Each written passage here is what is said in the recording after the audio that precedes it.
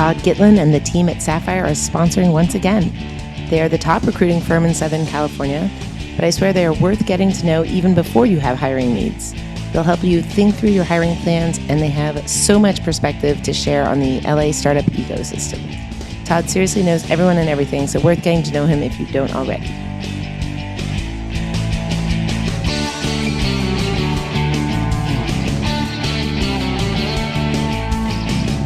Hello and welcome to the LA Venture Podcast. We're David Waxman and Minnie Ingersoll, partners and investors at TenOneTen. This episode was taped a few weeks ago, so certain comments may be slightly out of date, and the audio is a little scratchy, but well worth the listen. Today I'm here with Ben Savage from Clocktower Ventures. Clocktower does early stage fintech investing with a portfolio that includes Chime, CircleUp, Tala, many more. Based in the beautiful Clocktower building in Santa Monica and often hosts lovely gatherings, but of course not today. We are on video. Ben, thanks for joining me. Yeah, it's a pleasure to be here. Thanks, Minnie. Thanks for having me. Yeah. So where physically are you and how are things looking from where you are? I am in the guest bedroom in my house just off Mulholland Drive here in LA. You know, it's been an interesting couple of weeks, and I think everyone is still, got their heads spinning trying to make sense of what's happening in the world and what's happening with their families and what's happening in their professional lives. I think it's difficult to do anything other than kind of watch with sadness what's happening, not just in our country, but in other countries, and to have, a pretty profound sense of loss for all of the millions of Americans, literally millions of Americans who are instantaneously unemployed and struggling through this kind of event. Yeah. And I think, like you said, like the venture world and tech is reasonably well suited to a work from home sort of thing. But I think Alpha Edison wrote a thought piece just recently about how we're all changing our habits. And there's going to be this massive upheaval of us all rethinking some of the things we took for granted. What I can tell you is that we have a significant presence in China at Clocktower Group. And we have a China research effort. We invest in Chinese markets. We have an office in Shanghai. And one of the things we've been staying on top of since, the coronavirus crisis really started in the middle of January is what's going on in China. What's interesting today, if you look at the behavior of Chinese, and it's national, it's not just in Wuhan where they really were under extraordinary quarantine. It's the whole country. People are, by and large, back to a somewhat normal set of experiences during the work week. But on the weekends, nobody goes out. They all are staying home, seeing a much smaller orbit of family and friends. And you can see it in like traffic statistics and in the kinds of things that, like just the activities that people do on weekends. Like they're not going back to the malls. They're not driving around and doing things. It's still a recent experience. Like there just hasn't been that much time that it starts to feel normal. And obviously the virus is still going. Even in China where there's no cases, like they see the news of what's happening around the world. But my instinct from watching what's happening in China is that, yes, I think there will be some real behavioral shifts that will endure. And some of it is as simple, again, not to tie everything to financial services, but my favorite behavioral shift is anybody who I think has had a credit card that's got the near field communication in it, where you can just tap on a credit card machine at a convenience store. Once you do that, you want to do that all the time. It's better, right? But like you might have had one of those cards and not even realize that your credit card did that. And then suddenly like one day you just happened to discover it, however you did it, or you discovered that you can tap and pay with your phone, and then you just never go back. And I think there's a lot of things that have happened just over the past couple of weeks where people have suddenly discovered just how much they can do online, not just in financial services, but in almost every domain of their life. And telemedicine, telehealth, telebanking, teletrading, like whatever it is, all the stuff that young people and people in the venture industry have kind of taken for granted is like, of course I can do all those things on the internet. You forget that actually there's a lot of Americans that didn't do those things on the internet. And all of a sudden everyone's doing it on the internet. And I think these trends that have taken literally 20 years to build, like an e-commerce taking out physical retail is as good an example as any. I mean, we're 20 years into it and e-commerce is still like 15% of retail sales in lots of categories. I think in apparel, it's actually way less than that still. How fast does it suddenly vault now? does apparel just go to 30% online almost overnight and stay there, right? Yeah. Certainly crazy times. So you alluded to, did you say a presence in China? And that I believe is Clocktower Group. Is that true? That's right. Rather than Clocktower Ventures? So just give me again the basics of Clocktower Group and Ventures and how those relate to each other. Sure. So we have three businesses at Clocktower Group. Clocktower Ventures is our financial innovation venture capital practice, where I spend essentially all of my time. Our two other practices are related to liquid markets. We have a hedge fund seeding platform that about once a year helps launch a new global macro-focused hedge fund. And we've been doing that for about 8 years. And then we have a more recent effort in China where we participate in local onshore capital markets in China by investing in and partnering with hedge funds, again, on behalf of large institutional clients, traditional investors, just like we have in our venture fund as well.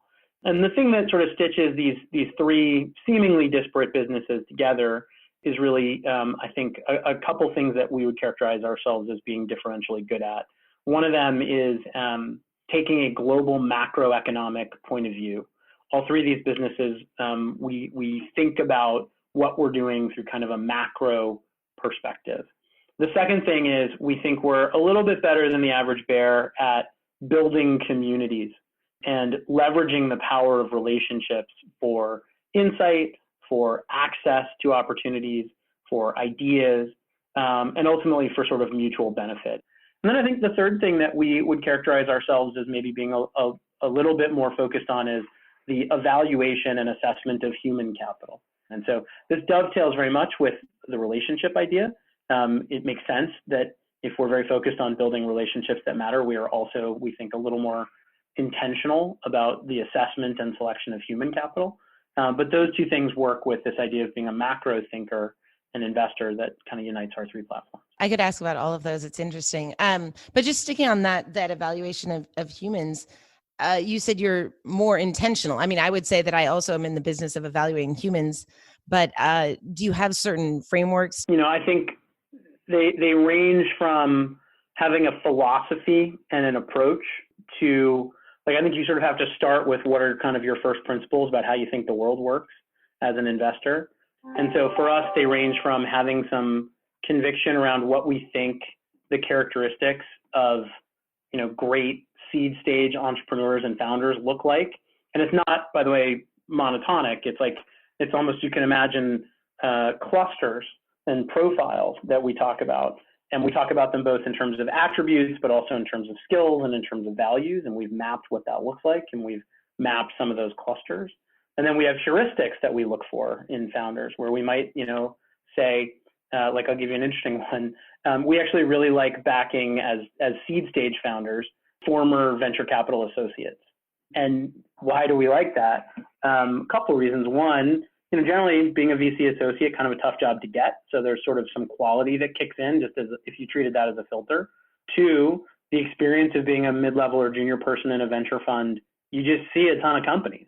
And so you very quickly build frameworks in your own mind about what works and what doesn't, especially if they're good. And three, like, you're trained to be a skeptic, like, in many ways. If you're a true believer, if you want to invest in everything you see, like, you kind of don't, it doesn't work. Like, VCs are almost by nature forced to be kind of like, that's not going to work. That's like the essence of venture, right? So if you find a VC associate who's like decided they really believe in something, yeah, the odds are it's like kind of an okay idea. And so we like that. We do, I think, spend a fair bit of time thinking about these things and trying to be data driven in the way we do it. Some VCs tell me it's all just gut driven. You know, look, I mean, there's an irreducible amount of human judgment in the judging of in judgment. Like, you can't build a robot to pick people. And there are also just like social limits on what you could get away with, right? Like, I've often wondered, you know, why haven't venture firms gone down the path of like asking founders to take personality assessments? And there's a lot of tech startups now that if you want to interview to be like an engineer at company X, there's a tremendous amount of automation that might kick in before you ever get to a human being. There's probably some subset of founders that would really be into it, actually. And so, yeah, we've actually thought about it, and then people talk me out of trying to implement things like that. Yeah. I have the same about what I can ask my podcast guests. I like to ask people what their parents did when they were growing up, but I worry sometimes it's too personal. Anyways, it might come up.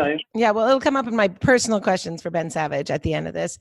Give me the basics more about Clocktower Ventures, just in terms of what size check are you writing? What sort of deals are you investing into? What are you looking for? Sure. We invest stage-agnostically in financial services innovation, which we define very, very broadly. For us, it ends up being somewhere between 17 and 20% of GDP that we're addressing, which includes everything in payments, insurance, capital markets, banking, lending, credit, personal finance, enterprise financial functions like treasury, tax, AP/AR, and real estate to the extent it is a financial asset rather than a physical asset. It's a very large footprint, actually. We have a very unusual model, I think, relative to most venture firms, which is that we never want to lead a deal. We never want to take a board seat. We never want to call our founders and ask them what their KPIs are and what's keeping them up at night. We rely on partnerships with other investors to do all those kinds of things and try to hold founders accountable. We actually tell our founders we want to be cheerleaders more than shareholders, and try to really get out of the way and let them run their business, let them execute. And all we're trying to do is bring to bear this really interesting relationship network that I mentioned earlier in ways that we think can kind of help our founders. We sometimes use this silly metaphor of, if you're a founder, you're in your kitchen, you're baking a cake, you're looking for ingredients. We want to be your neighbor that rings your doorbell right when you need a cup of sugar. That's kind of what we're trying to be.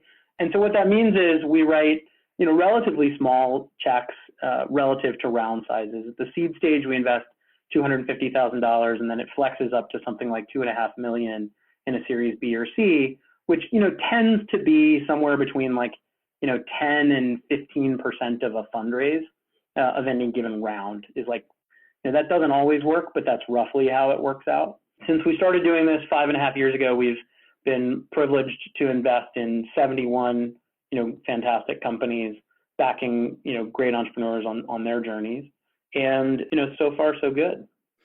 And why don't you lead rounds? Our view is that to the extent you're going to have venture capitalists as board members, which is itself a topic of some controversy in my mind, you should probably have life cycle investors as much as you can, people who are going to back your business over 4 rounds of capital if they can, and have experience doing that kind of thing. And that's very much not our strategy. We try to write sort of an initial check, and then we have some ability to follow on, but we're explicitly not a life cycle investor, and there are people who are.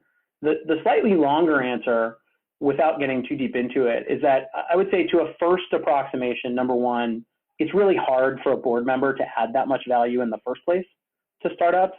If you go paying a bunch of founders who've exited and you say, give me the 5 things that mattered most to your success, I have literally never once heard a founder say, it was one of my board members. So my almost humble proposal for the venture industry would be VCs should just never sit on boards, and you should just pick executives and people who are specialists in taking board seats to do it on your behalf. If every venture firm just hired professionals to sit on boards for them, I think it would probably lead to happier outcomes across the whole ecosystem. When you hear a startup say their board tended to add value, it's usually because somebody made an introduction that mattered a lot, right? Yeah. So you can do that without being on a board. Do you still get access to deals? I do feel like there's a lot of times once someone has a term sheet that it becomes very competitive to get into the deal. And yet a lot of startups are looking for the lead. So far, we have not really had a problem accessing the opportunities we want to access. Some of that is a function of the fact that, as I said, we're 10 or 15% of a round. We're not trying to be 30 or 40, which makes it easier. Some of it is that we're specialists in a particular domain. All we do is financial services. So one of the interesting things for us, having now done, 70 odd fintech deals, is, we've co-invested with institutions that have decided to do fintech. And we spend a tremendous amount of time understanding all of our counterparties and trying to get to know them and building a map of who invests in fintech at what stages, what themes are they interested, what do they like, because we want to get that phone call from them when they have something interesting to say, hey, those Clocktower guys and gals, they're doing something interesting. They're fintech specialists. They're not competing with me. They're never going to try to lead a deal that I want to lead. They're not going to try to preempt me. They just want to put a portion of capital into the transaction. Like that tends to work pretty well. Although you are specialized, you're also sort of broad within your specialization, if you will. Yeah. You were telling me, it's everything from personal banking to payments to insurance, et cetera. Do you have certain theses that you're particularly excited about right now?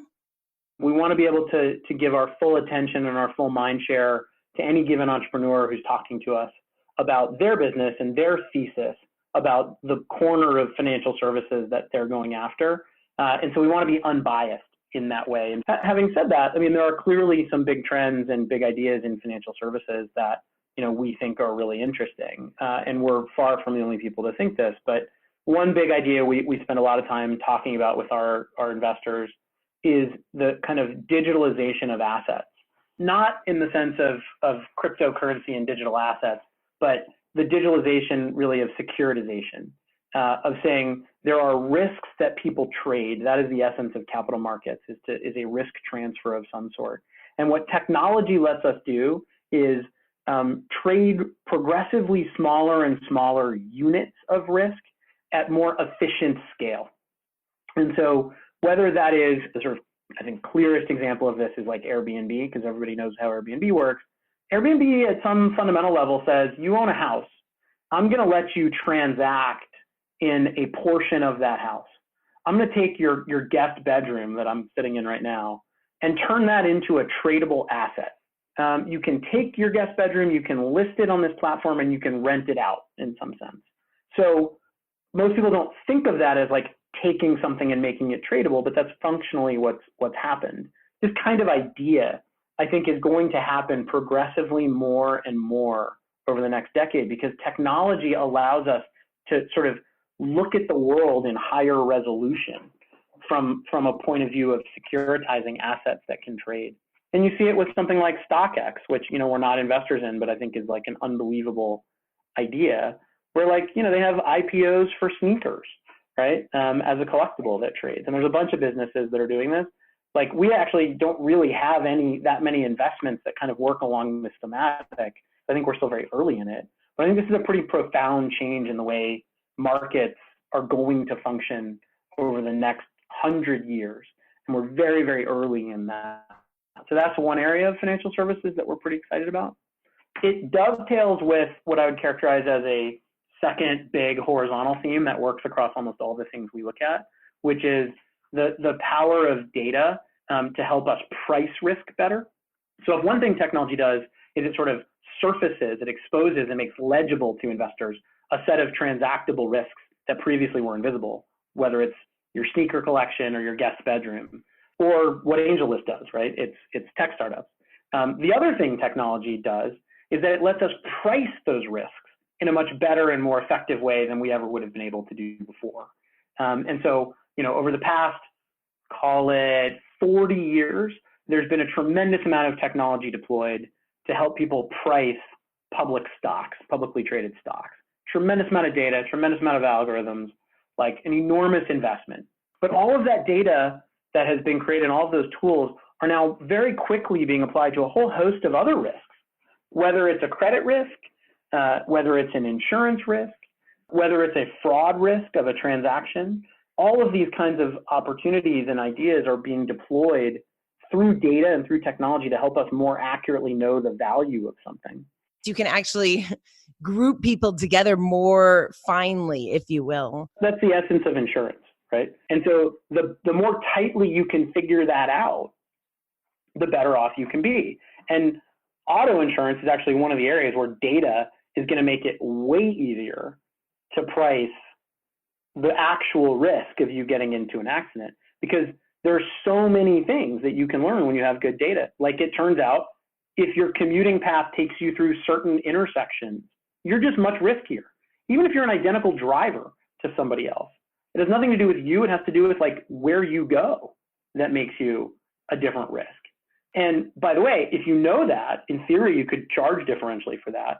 But what's even more interesting is once you get to like autonomous vehicles, you can change the routing to make sure that you avoid the high risk intersections, or even you avoid the high risk day parts for getting into accidents.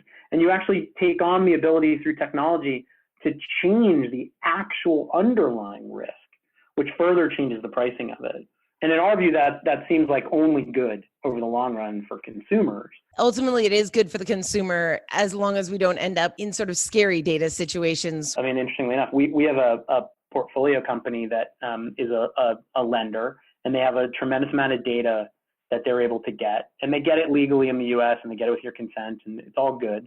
You know, on a panel, this founder said something that's always stuck with me. He was like, you know, we can kind of look at you, and our algorithms could effectively make a prediction of like what your risk is of getting a divorce, right? Over the next like 6 months, based on like purchase habits, and like you can imagine how like a robot could make that prediction.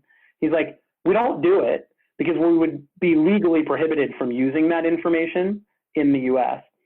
And you sort of go, right, like you definitely want a degree of limits, but it gets really squishy where those limits are. And it gets especially squishy in a time like this, when there's suddenly this real interest in like tracking people who are infected using their phones. And it runs into these like intuitions we have about civil liberty and what's good for our society. But the one thing I know is just that society's views of this are going to change over the next 20 years. They already have changed enormously over the past 20, and they'll change again over the next 20, and very hard to predict how all that will play out. Yeah. Anything else about Clocktower Ventures that I should make sure to cover? Maybe your team, who else is part of Clocktower Ventures? How big are you guys? How do you operate? Yeah, great question. So we're, in one sense, a very small, kind of tight-knit team. And another, I think, for a firm of our size, a platform of our size, we're actually, you know, a fairly robust team. There are kind of 8 of us in our investment practice around Clocktower Ventures, 7 here in Los Angeles, and then 1 colleague in London. We invest in North America, in Europe, and actually now also in Latin America as well. And Europe is looked after by my colleague David, who's based over there. We have kind of an unusual, at least I think unusual relative to other firms, investment practice, in the sense that we're actually a very flat construct, and all of our deals are unanimous. Everyone on the team has to want to do the deal. We don't have any kind of attribution of like, oh, that's Ben's deal or David's deal or Ned's deal or whoever it is. We all contribute to all of our deals, and everybody on the team, in theory, is supposed to meet, you know, every management team that we're engaging with. And we formally vote and require unanimity to get a deal done internally. We have spent a tremendous amount of time and energy thinking through how we're going to structure our judgment, the thing we were talking about before, of human capital. And like the hope I have is that the experience that entrepreneurs get interacting with me or with anybody else in our organization fundamentally feels the same. It feels like you're talking to somebody from a similar culture, who's going to have similar values, think similarly, offer similar questions and points of advice, and try to give you a kind of customer service experience that would feel very similar. And you know, that flows out of a collective decision that we've made to operate in a certain way. Got it. And I mean, I forgot to ask about your background before this, but how did you, tell me about your journey to get here? Yeah. So, you know, for me, doing venture is kind of a funny thing to find myself doing at this point in my life. I started doing venture capital in 1999 when I graduated from college.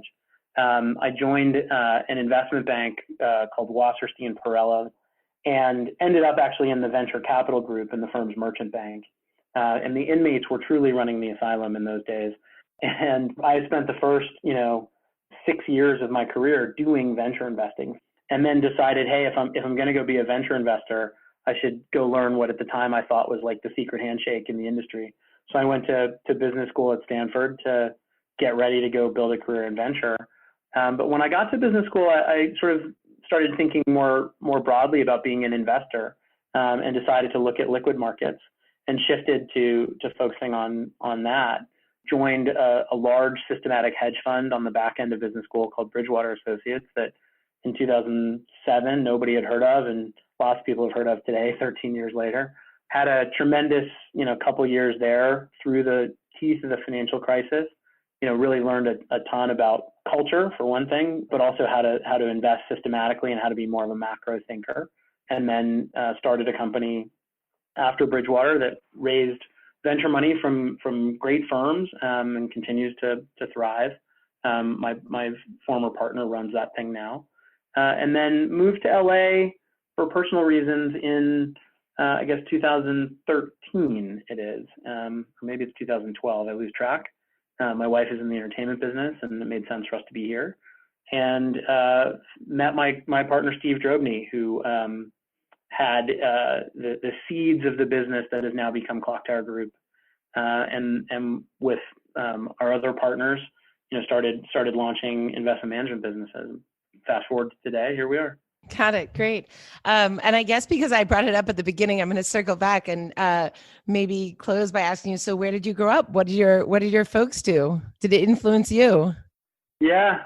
I mean, of course our parents influence us. I don't know if professionally, there's that much influence, although maybe, I grew up in Atlanta. My dad worked for IBM and had actually his whole life really been in the computer industry from the really beginnings of the computer industry. He actually was a coder on the Apollo projects way back in the day.